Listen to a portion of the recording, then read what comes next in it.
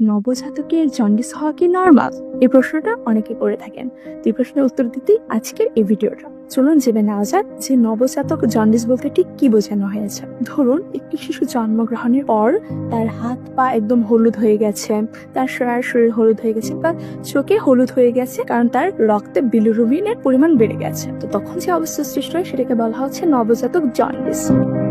তো নবজাতক এই জন্ডিসটা কেন হয়? প্রথমত দেখা যায় যে নবজাতকের যে যকৃৎ বা লিভারটা সেটা হচ্ছে যে অপরিণত থাকে। তো সেজন্য কি হয়, সেটা লিভার মানে বিলিরুবিনটাকে প্রপারলি হচ্ছে যে ইউটিলাইজ করে সেটাকে বের করে দিতে পারে না, তার শরীরে রক্তে সেটা জমে যায়। তার পাশাপাশি দেখা যায় যে অনেক প্রিমেচুর বেবি আছে যাদের মানে যখন হওয়ার কথা তার আগে যদি বাচ্চাটা হয়ে যায় বা কোনো সংক্রমণের কারণে হতে পারে, অথবা দেখা যায় মায়ের বুকের দুধ সে পর্যাপ্ত পরিমাণে খেলো না, অথবা মায়ের বুকের দুধে এমন কোনো উপাদান আছে যেটার কারণে তার শরীরে এরকম জন্ডিস হয়েছে। তো কখন এটাকে আমরা নর্মাল বলবো?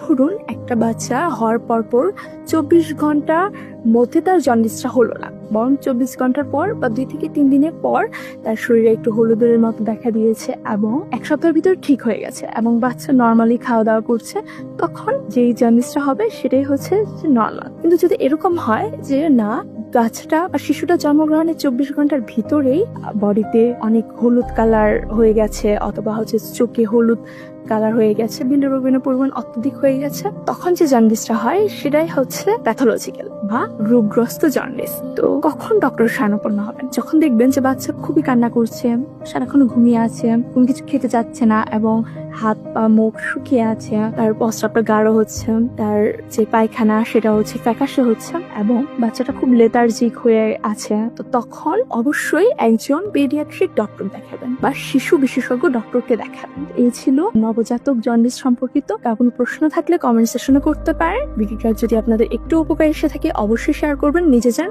অপরকে যান। ধন্যবাদ।